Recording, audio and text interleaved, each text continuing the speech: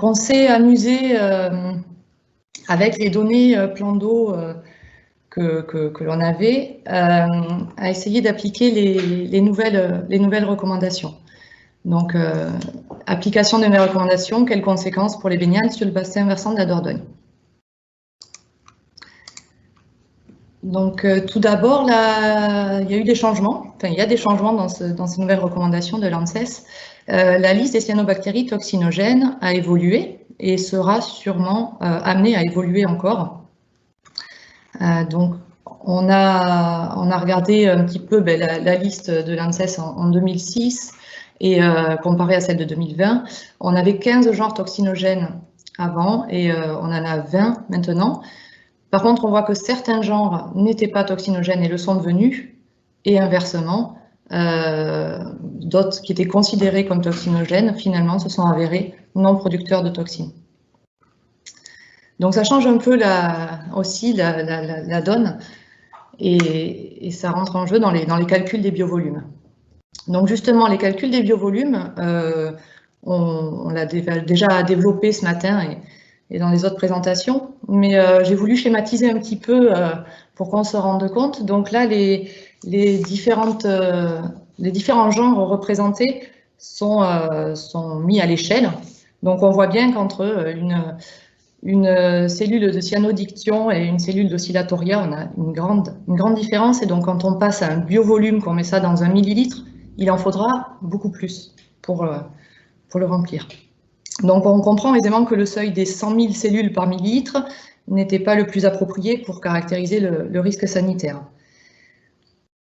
Voilà. Et cyanodiction, qui est non toxinogène, mais qui était pris en compte jusqu'à présent dans l'ancien seuil, était responsable de déclassement, notamment sur beaucoup de baignades sur l'amont du bassin versant.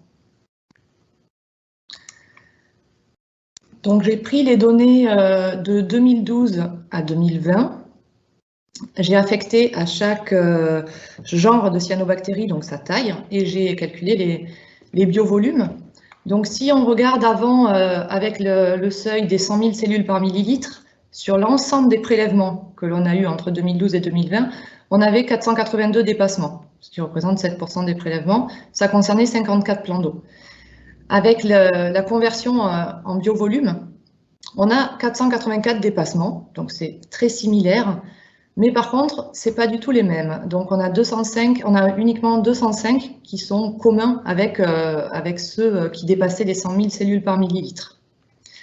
Et ça concerne 62 plans d'eau. Sur les 62 plans d'eau qui ont connu des dépassements de la somme des biovolumes, il n'y en a que 40 qui étaient concernés par les dépassements des 100 000 cellules par millilitre. C'est pas simple, mais tout ça pour vous dire que en fait, on va avoir des plans d'eau, enfin c'est très variable. Et donc on va avoir certains plans d'eau qui auront une évolution plutôt à la baisse, c'est-à-dire qu'on aura moins de dépassement du seuil de 1 mm3 que ceux qu'on pouvait avoir avec le seuil des 100 000 cellules par millilitre. Donc là, j'ai pris les extrêmes, bien sûr, puisque je l'ai calculé pour les 88 plans d'eau.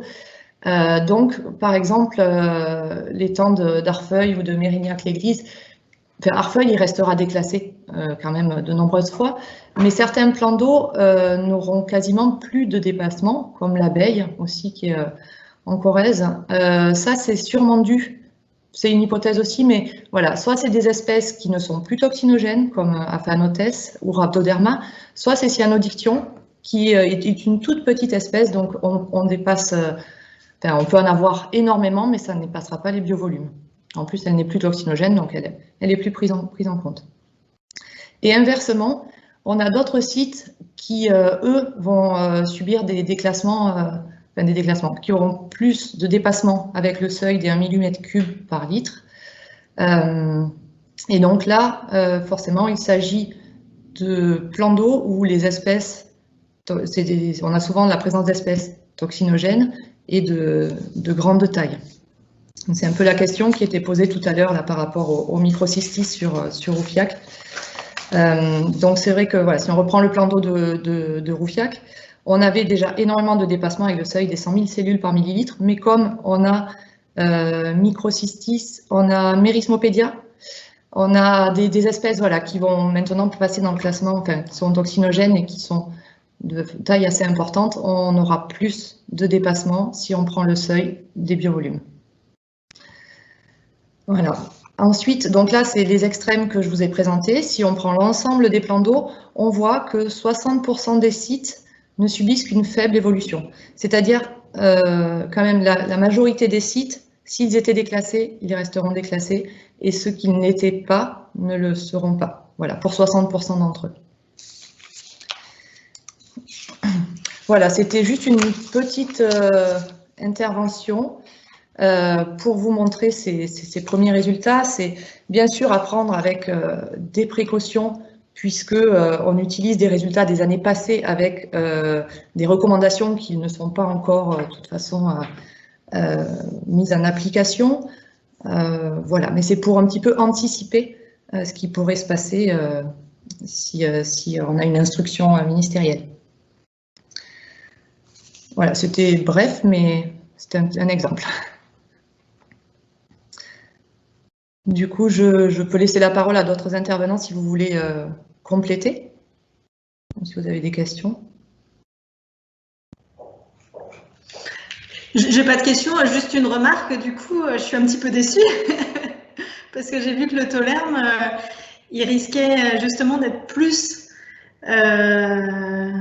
fermé du coup. Et ouais, je m'y attendais pas. Je voudrais compléter la réponse parce qu'en fait, il ne sera pas forcément plus fermé puisqu'après, il faut rechercher les toxines et finalement, nous, quand on a extrait les données de la base CISO, il y a très peu de valeur de toxines, donc ça ne conduira pas forcément à la fermeture d'un site. Ce sera une première étape dans l'arbre décisionnel qui sera passée, mais pas forcément, on n'ira pas forcément vers une restriction de baignade ou une fermeture. C'est ça la différence par rapport à avant surtout. Oui, bien sûr, c'est vrai que j'ai oublié de le compléter, mais c'est ça, on aura des résultats beaucoup plus précis parce qu'au-delà du seuil de 1 mm3 par litre, on passe à l'analyse des toxines. Donc on aura ensuite une meilleure connaissance justement. C'est pas parce qu'on dépasse le seuil qu'on aura ensuite une fermeture nécessaire.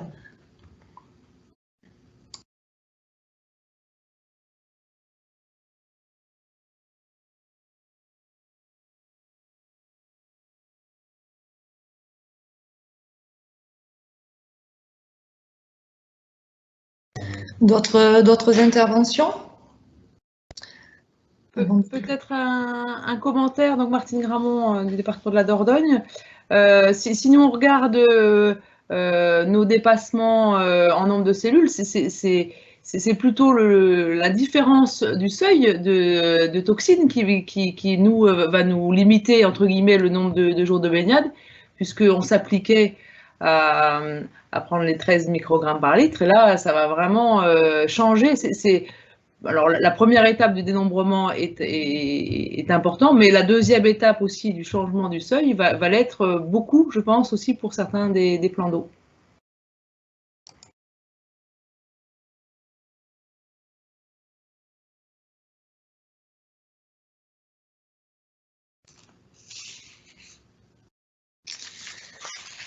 Ok.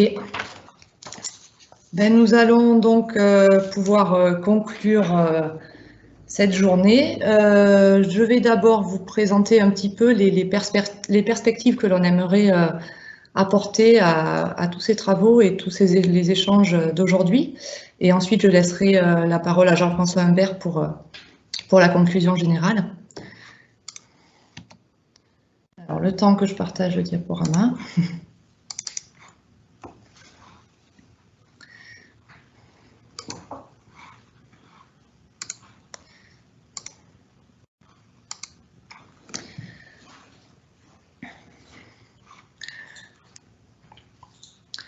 Voilà, donc grâce un petit peu à tous les échanges qu'on a pu avoir aujourd'hui,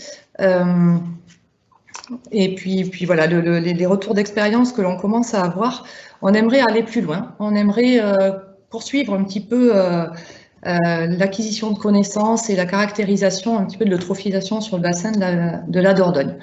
Avant tout, on aimerait mettre en place un réseau d'observation des phénomènes d'eutrophisation qui concernerait tous les milieux aquatiques, aussi bien les rivières que les plans d'eau, avec la création d'un réseau d'observateurs. Donc on pense avant tout aux techniciens rivières, où là on pourrait imaginer même des formations de reconnaissance et puis sur la qualité de l'eau aussi en général. Et pourquoi pas élargir ce réseau d'observateurs aux sciences participatives. Donc ça a été évoqué ce matin aussi par Jean-François Humbert. C'est des données qui pourraient être très importantes dans en fait, la caractérisation des phénomènes et un peu la sectorisation des phénomènes en jeu. Donc on pourrait ensuite organiser des campagnes de prélèvement pour caractériser les phénomènes, donc que ce soit aussi bien les proliférations algales que les biofilms à cyanobactéries.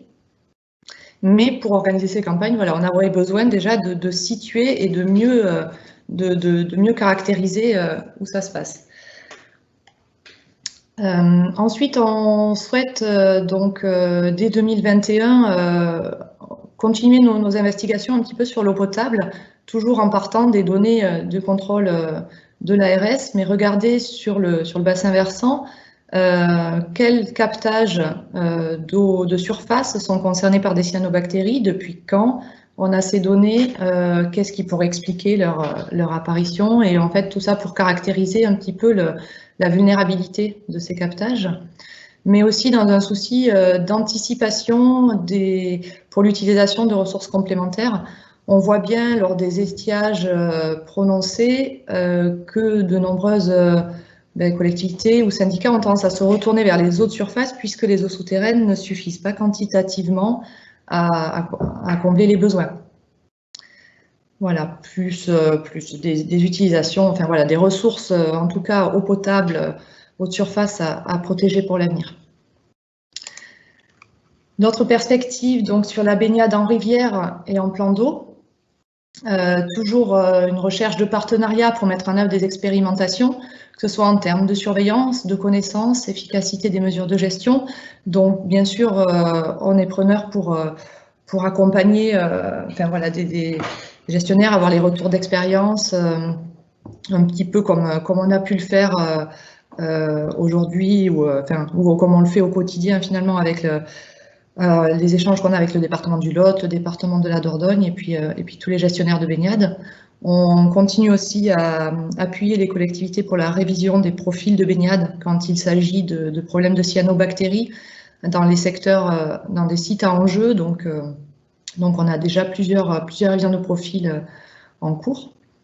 Et enfin, je profite voilà, qu'on soit tous réunis aujourd'hui pour émettre la possibilité de poursuivre ces échanges avec vous et donc de monter une sorte de conseil scientifique un petit peu pour le bassin Dordogne afin de mettre en œuvre et suivre les actions et pour aboutir un peu à une stratégie de gestion à long terme sur le bassin versant de la Dordogne.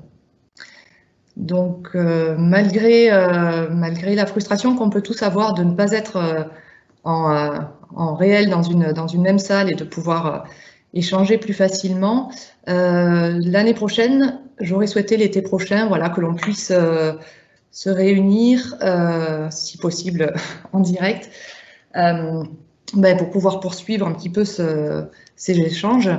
Dans un premier temps, ce sera lors de la rédaction des actes, où on va quand même partager toutes ces réponses, mais derrière, j'aimerais pouvoir vous inviter à venir réellement en Dordogne.